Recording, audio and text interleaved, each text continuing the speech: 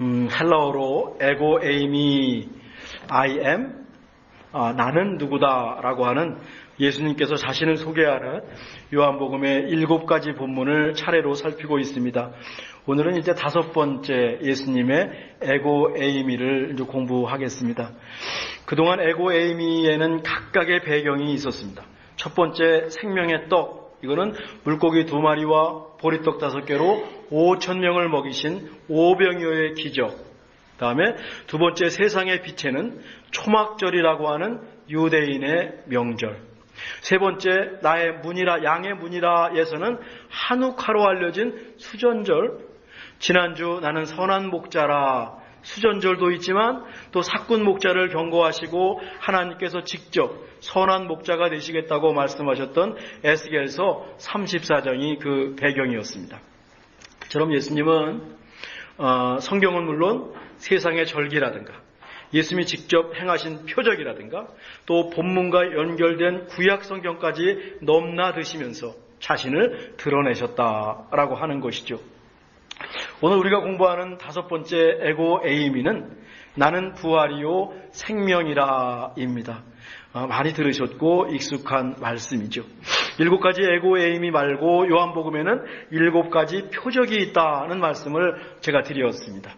이제 이 표적 가운데 7가지 표적 가운데 마지막 죽은 나사로를 살리신 표적에 이어서 나오는 말씀이, 표적 속에 나오는 말씀이 나는 부활이요 생명이라입니다. 요한복음 11장은 우리가 다 읽지 못했지만 이렇게 시작합니다. 어떤 병자가 있으니 이는 마리아와 그 자매 마르다의 마을 베다니에 사는 나사로라. 이 마리아는 향유를 주께 붓고 머리털로 주의 발을 닦던 자요, 병든 나사로는 그의 오라버니더라 라고 했습니다. 예루살렘에서 남동쪽으로 약 2마일 떨어진 곳에 베다니라고 하는 마을이 있었습니다. 여기에 3 오누이가 살고 있었습니다. 우리 중고등부 아이들 오누이가 누군지 모르는데 3명의 sister, 1 brother, sibling, 3명의 오누이가 살고 있었습니다. 언니는 마르다고 동생은 마리아입니다. 그리고 마르다와 마리아의 오빠, 오라버니라 그랬으니까 오빠가 나사로입니다. 나사로가 오빠인지 동생인지 확실하지는 않습니다. 헬라어는 그대로 브라더라고 했거든요. 근데 우리 성경은 오라버니, 오빠라고 번역했기 때문에 우리 성경 번역을 따르겠습니다. 부모님의 이름이 나오지 않은 것으로 봐서 부모님께서 일찍 돌아가시고 이 3명의 형제 자매가 살고 있었던 것 같습니다. 고대 사회에서 지금도 마찬가지죠. 부모님이 안 계시면 얼마나 허전합니까? 그냥 부모님이 계시는 것 자체가 하늘이고 이렇게 우리의 보호조가 되는 것인데 고대 사회에서는 부모님이 계시지 않으면 하늘이 없는 겁니다. 성경에서도 부모가 없는 고아는 그냥 언제나 약자입니다. 언제나 돌봄의 대상이라고 했습니다. 그래도 이 나사로 3남매는 부모님이 남겨주신 재산이 있었던 것 같아요. 경제적으로 어렵지는 않았습니다. 괜찮은 집안이었습니다. 그런데 가족 가운데 남자는 나사로 1명입니다. 당시에 남자는 축입니다. 부모님이 계시지 않아요. 근데 더 그런 거죠. 게다가 3명의 오누이 가운데 오빠라고 하면 기둥과 같은 오빠입니다. 우리 권사님들이나 우리 집에도 우리 오빠가, 큰 오빠가 있는데 큰 오빠는 우리 집의 기둥입니다 라고 생각하시는 큰 오빠가 계실 수가 있는데 바로 나사로가 마르다나 마리아에게 기둥과 같은 존재입니다. 그런데 나사로가 병이 들었습니다. 심한 병이지요. 죽을 수도 있는 병이 들었습니다. 또 한 가지 오늘 본문에 중요한 정보가 나옵니다. 3명의 오누이 가운데 마리아는 예수님께 나와서 예수님 발에 향유를 붓고 머리털로 닦은 여인입니다. 향유를 붓고 머리털로 발을 닦았다라고 하는 것은 최고의 존경입니다. 최고의 예우를 해주는 겁니다. 아마 마리아는 예수님을 만나서 병이 나았거나 이렇게 예수님을 최고로 높일 만한 은혜를 경험했던 여인임에 틀림이 없습니다. 나사로의 가정과 예수님은 각별한 사이였습니다. 예수님은 부모가 없이 3명이 살아가고 있는 이 오누이를 너무너무 사랑하셨습니다. 예수님께서 예루살렘에 올라가시면 나사로의 집에 묵으시면서 예루살렘을 출퇴근하셨습니다. 밤에는 가서 하나님 말씀을 전해주셨을 겁니다. 이 3명을 놓고 복음을 전하셨을 겁니다. 12명의 제자들이 묵을 정도면 집이 얼마나 컸을까요? 재력도 있었음에 틀림이 없습니다. 무엇보다 예수님과 아주 친했습니다. 3절인데 이에 그 누이들이 예수께 사람을 보내어 이르되 주여 보시옵소서 사랑하시는 자가 병들었나이다 라고 했습니다. 지금 나사로가 병이 들었는데 그냥 사랑하시는 자가 병들었다 그러면 예수님은 나사로가 병이 들었구나 라는 것을 알 만큼 서로 통하는 사위였다라고 하는 겁니다. 게다가 사랑하시는 자라고 했잖아요. 여기 헬라어 필레오라는 것인데 여기서 형제간의 사랑을 말하는 겁니다. 그러니까 예수님이 나사로를 형제처럼 사랑하셨다라고 하는 거죠. 펠로우십이라고 하는 말이 여기서 나왔습니다. 예수님과 나사로의 관계, 예수님과 마리아의 관계, 또 이 가족과의 관계를 본문은 아주 강조하고 있습니다. 4절에 보면 나사로가 병이 들었습니다 라는 소식에 대한 예수님의 반응이 조금 예상 바뀝니다. 영어는 but으로 시작을 해요. 예수께서 들으시고 이르시되 이 병은 죽을 병이 아니라 하나님의 영광을 위함이요 하나님의 아들이 이로 말미암아 영광을 받게 하려 함이라 하시더라. 지금은 이제 병이 들면 의사를 찾아가잖아요. 의사들이 여기가 아파서 그렇습니다. 여기가 아파서 그렇습니다. 진단을 해주잖아요. 옛날에는 일단 병이 들면 제사장을 찾아갔는데 왜 그랬냐면 이 병이 드는 것은 저주받은 것이다. 하나님이 벌을 준 것이다. 라고 생각을 했기 때문에 이제 병이 들면 내가 벌을 받았구나. 내가 저주를 받았구나. 라고 하는 생각을 했습니다. 그래서 병이 든 사람들은 취급하지 않았습니다. 근데 오늘 예수님 뭐라고 하시냐면 나사로가 병든 것은 하나님께 영광이 될 것이다. 이건 당시의 말씀으로 하면 사고방식으로 하면 발상의 전환입니다. 사람의 생각과 하나님의 생각이 다른 겁니다. 하나님 안에서 저주는 없습니다. 모든 것이 하나님 안에 있을 때 영광이 되고 하나님은 모든 것을 영화롭게 만드시는 분입니다. 우리 인생길도 모든 것을 합력하셔서 선을 이루시는 분이 우리 하나님이신 줄 믿습니다. 우리 새벽에 어제 함께 나눴던 말씀이죠. 로마서 8장 28절 말씀입니다. 예수님이 이틀을 더 계시다가 베다니로 가십니다. 예수님께서 베다니에 도착하자마자 이 언니 마르다가 이 마리아도 뛰어나오죠. 나중에는요. 이미 나사로가 죽은 지 4일이 지났습니다. 장례도 마쳤습니다. 한 명뿐인 오빠 나사로가 죽었으니 얼마나 슬픕니까? 21절이에요. 마르다가 예수께 여짜오되 주께서 여기 계셨더라면 내 오라버니가 죽지 아니하겠나이다. 이 말씀이 가슴에 사무치는 말입니다. 예수님이 여기에 계셨다면 우리 오빠가 죽지 않으셨을 텐데 예수님이 이틀만 지체하지 않고 빨리 오셨더라면 우리 오빠가 살아있을 수도 있었는데 골든타임을 놓쳤어요. 예수님 때문에 골든타임을 놓쳤어요. 원망이 나오겠지요. 마르다가 자신의 마음을 솔직히 예수님 앞에 토로하고 있습니다. 아마 울면서 흐느꼈을 것입니다. 예수님 무릎에 엎드려서 흐느꼈을 것입니다. 주여, 주님이 여기 오셨더라면, 조금만 빨리 오셨더라면 우리 오빠가 죽지 않았을 텐데요. 그런데 그 다음이 정말 중요해요. 역시 영어는 but으로 시작을 해요. 어떻게 이렇게 말할 수 있는지 부럽죠? 그러나 나는 이제라도 주께서 무엇이든지 하나님께 구하시는 것을 하나님이 주실 줄을 아나이다. 예수님께서 늦게 오셔서 우리 나사로가 죽었지만 그 안에도 하나님의 뜻이 있는 줄 믿습니다. 예수님이 베다니에 갈 때마다 새 온우이를 앉혀놓고 하나님 말씀을 전했을 것입니다. 믿음이 무엇인지를 얘기했을 것입니다. 제가 우리 아이들을 앉혀놓고 얘기하듯이 말입니다. 이 새 온우이가 그 예수님이 전해준 말씀을 마음에 간직하고 있습니다. 한 귀로 듣고 한 귀로 흘리지를 않았습니다. 잘 될 때는 잘 믿습니다. 그런데 어려울 때 마르다나 마리아처럼 예수님이 이틀이나 늦게 오셔서 오빠가 죽는 일이 생겼을 때 그때 이 마르다가 배운 것을 그대로 실천하고 있습니다. 한탄만 하고 원망하고 예수님 모르겠습니다. 안 믿겠습니다라고 말하는 것이 아니라 그 배운 것을 그대로 실천하고 있습니다. 말씀대로 살기가 어렵습니다. 그런데 마리아는 그 와중에도, 그 경황이 없는 와중에도 믿음을 잃지 않고 있습니다. 예수님을 제대로 만났다. 중심을 잃지 않습니다. 허둥지둥이 아니라 침착하죠. 차분하죠. 훌륭한 그리스도인입니다. 정말 이런 마르다를 닮고 싶습니다. 저 같으면 이렇게 할까? 자신이 없습니다. 솔직히 자신이 없습니다. 마르다를 공부하면서 이렇게 해야 되겠다고 다짐도 다짐할 뿐입니다. 예수님께서 말씀하십니다. 네 오라비가 다시 살아나리라. 24절은 마르다의 대답입니다.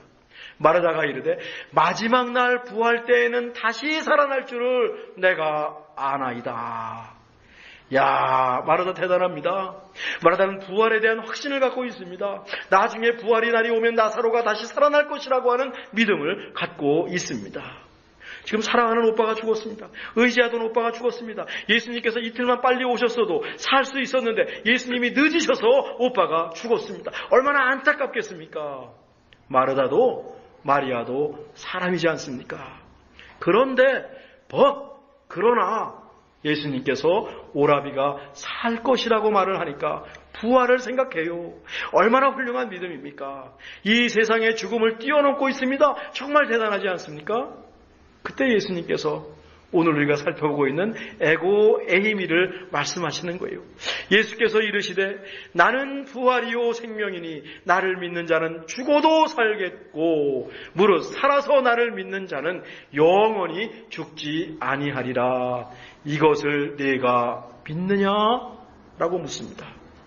우리는 알고 있습니다. 예수님께서 죽은 나사로를 살려내시지요. 죽은 나사로가 살아납니다. 하지만 지금 성경 속의 마르다나 마리아는 아직 지금 죽은 지 4일이나 된 오빠 나사로가 살아날 것이라고 상상할 수 없는 그 스테이지에 와 있습니다.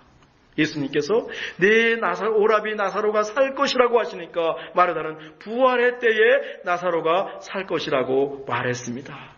그래도 부활을 생각하는 것이 얼마나 큰 믿음인지요. 예수님께서 자신을 알리십니다. 나는 부활이요 생명이라. 부활은 죽음을 이긴 상태입니다. 부활이 없으면 생명도 없습니다. 그래서 부활과 생명은 짝입니다. 예수님께서 네가 믿느냐? 라고 하시니 마르다는 망설임도 없이 주여 그렇습니다. Yes Lord. 주여 그렇습니다. 망설이지 않아요. 주여 그렇습니다. 라고 대답합니다. 더 길게 대답할 이유도 없습니다. 핑계댈 이유도 없습니다. 그냥 마르다는 제가 믿습니다. 마르다는 훗날 부활과 생명에 대한 확실한 믿음을 갖고 있었습니다. 예수님을 믿는 사람은 죽어도 살겠고 살아서 믿는 자는 결코 죽지 아니하리라. 죽은 자들은 다시 부활할 것이요 살아서 믿는 자는 죽음에 거쳐서 다시 우리가 낙원에 있다가 결국 부활하고 영원한 몸을 입게 될 것이다. 이미 예수님을 믿는 사람들은 이미 우린 영생을 얻었고 영생을 개런티 보장받았다라고 하는 말씀입니다. 이 말씀에 마리아는 아멘이라고 대답한 거죠. 그리고 자기가 믿는 예수님이 누구신지 정확히 고백합니다.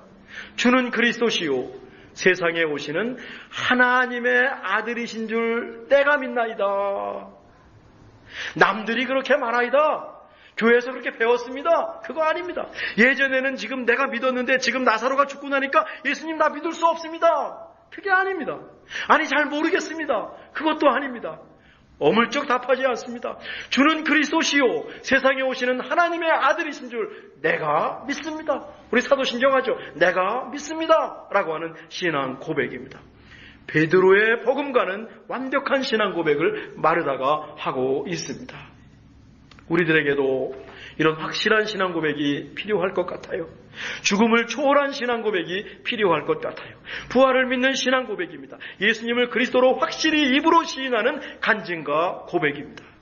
무엇을 받아서 그렇게 고백하는 것이 아닙니다. 기도 응답을 받아서 그렇게 고백하는 것이 아닙니다. 이틀을 늦어서 나사로가 죽었습니다. 그래도 마르다는 이렇게 고백하고 있습니다. 하나님 앞에서, 우리를 위해 십자가에 죽으신 예수님 앞에서, 우리 안에 계시는 성령 하나님 앞에서 우리는 그냥 이런 고백을 하고 이런 신앙을 갖고 살아가는 것입니다. 어떤 상황 속에서도 이런 고백을 잊지 않는 것입니다. 그냥 고백이 우리의 삶이 되는 것입니다. 뭐 주어서 받아서 이런 딜이 아니다라고 하는 것입니다. 마르다와 마리아의 집에는 장례가 끝났는데도 그들을 위로하기 위해서 많은 사람들이 있어요. 이걸 보니까 이 세 노이가 인심을 얻지 않았어요. 인심을 잃지 않았어요. 예수님께서 앞장서시고 나사로의 무덤으로 가십니다. 그러자 마르다와 마리아와 친구들이 뒤에서 웁니다. 예수님이 죽은 지 사흘 된 나사로를 살리실 것이라고 상상한 사람이 누가 있겠어요? 더 슬픈 거예요. 웁니다. 그랬더니 예수님도 우십니다. 성경에 어쩌면 가장 짧은 말이에요. Jesus wept. 예수께서 눈물을 흘리시더라. 예수께서 우셨습니다. 예수님은 이제 나사로를 살려내시러 가는 겁니다. 그러면 사람들이 울 때 왜 우냐? 내가 살려낼 텐데 이 믿음이 없는 사람들아 라고 야단칠 수 있습니다. 또 그래 당장은 실컷 울어라. 금방 슬픔이 기쁨으로 변할 것이다. 울고 있는 사람들을 속으로 무시할 수도 있습니다. 예수님은 그렇게 하지 않으셨습니다. 야단치지 않으셨습니다. 속으로 비아냥거리지 않으셨습니다. 속으로 이상한 생각하지 않으셨습니다. 그 순간 슬퍼하는 사람과 함께 슬퍼하셨습니다. 당장 나사로를 살리실 것인데 그 순간에 나사로 무덤으로 가는 그 순간에 슬퍼하는 사람들과 함께 슬퍼하셨다니까요. 우는 사람들과 함께 우셨다니까요. 예수님의 마음은 이런 마음입니다. 이게 선한 목자 되신 예수님이죠. 우리에게 이런 감성이 있는지 모르겠습니다. 우리에게 이런 공감이 있는지 모르겠습니다. 그가 우셨다. He wept. 그렇게 나사로를 살려내시죠. 요한복음의 7가지 표적 가운데 맨 마지막 나사로를 살려내신 표적은 예수님의 부활을 예고하는 사건입니다. 그러니 앞에서 마르다에게 말씀하신 나는 부활이요 생명이라는 말씀은 당장 예수님의 십자가 죽음과 부활을 멀리는 마지막 이 말 죽은 자의 부활과 영원한 생명을 의미하고 있습니다. 나는 부활이요 생명이라. 예수님의 5번째 에고 에이미가 우리에게 어떤 의미가 있을까 좀 생각해 봤습니다. 무엇보다 죽음을 이기신 예수님의 부활은 우리에게 영원한 생명, 영원한 소망을 약속합니다. 예수님의 부활이 없으면 생명은 없습니다. 죽음으로 끝입니다. 부활이 있기에 생명이 따라옵니다. 나는 부활이요 생명이라. 마지막 날에 예수님을 믿는 모든 사람은 죽음에서 부활해서 예수님과 더불어 영원한 생명을 누릴 것입니다. 우리는 이것을 믿고 죽음을 넘어섭니다. 사랑하는 사람이 하나님께 갔습니다. 우린 이 부활을 믿기 때문에 위로를 얻고 다시 만날 소망 가운데 살아갈 힘을, 용기를 얻게 되지요. 요즘 시대에 마지막 날의 부활이 얼마나 실감날지 모르겠습니다. 하지만 우리 개인의 인생에도 종말이 옵니다. 마지막 예수님이 오실지 안 오실지 이 논의를 우리 개인의 인생에 대입하면 이거 부질없는 논의입니다. 부질없는 논의입니다. 우리 모두에게 마지막이 있기 때문입니다. 우리 인생이 막을 내리는 순간 우리 죽음이 끝이 아님을 믿습니다. 죽음 이후의 영원한 생명을 우리는 믿습니다. 예수님께서 나는 부활이요 생명이라고 말씀하셨기 때문이지요. 그렇습니다. 모든 피조물은 죽습니다. 죽음에서 예외일 수는 없습니다. 현재 인간의 수명을 늘리는 연구가 진행 중이라고 했습니다. 실리콘밸리의 어떤 회사들이 인간의 수명을 늘리고 있는 연구, 100세 그 단까지 살리하려고 하는 연구가 또 복제를 하거나 연구가 진행 중이라고 들었습니다. 아마 성공하지 못할 겁니다. 성경에 의하면 예수님의 부활만이 죽음을 극복하는 유일한 방식이거든요. 우리는 부활이요 생명이신 예수님을 믿습니다. 현재 우리가 갖고 있어야 되는 믿음이지요. 우리 삶에 빛으로 밝혀야 할 어두움이 있듯이 우리 삶에는 죽음의 영역이 있습니다. 어떤 철학자는 절망이 죽음에 이르는 병이라고 했어요. 절망, 두려움, 염려, 불안, 우울한 모습들, 갈등, 다툼, 시기와 질투, 어떤 면에서 죽음의 세력입니다. 가만 놓아두면 파멸 또는 죽음으로 이어지는 것들입니다. 어쩌면 우리의 몸도 건강을 위해 애쓰고 있지만 살아있는 동안 건강하려고 하는 것이지 이 몸도 결국은 죽음으로 가야 될 것입니다. 우리 가운데 이런 죽음의 세력들이 여기저기 너무도 많이 있습니다. 각자의 죽음의 세력들이 너무 다양합니다. 예수님은 그곳에 찾아가셔서 거기서 나는 부활이요 생명이라, 내가 부활이고 생명이라고 큰 소리로 말씀하실 겁니다. 그리고 살려내실 겁니다. 이 예수님의 큰 소리로 말씀하시는 나는 부활이요 생명이라는 말씀을 우리가 이 시간 듣기 원합니다. 그러니 부활과 생명은 지금 우리에게도 유효하고 힘이 되는 말씀입니다. 일어서게 하는 말씀입니다. 생명을 주는 말씀입니다. 희망을 주는 말씀입니다. 부활이요 생명이신 예수님을 믿습니다. 그 믿음으로 한 주간 생명길을 걸어갑시다. 우리가 사는 세상 역시 죽음의 세력이 너무 많습니다.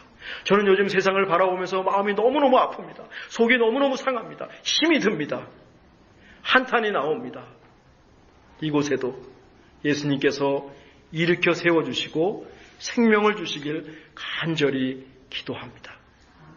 죽음을 이기신 부활의 주님을 찬양합니다. 죽음이 아닌 생명을 주시는 우리 주 예수 그리스도를 믿습니다. 기도하겠습니다. 하나님, 부활과 생명의 주님을 믿습니다. 죽음의 세력에 넘어가지 않고 예수님의 부활로 죽음을 이기고 생명길을 걷는 한 주간이 되게 하옵소서. 예수님의 이름으로 기도하옵나이다. 아멘.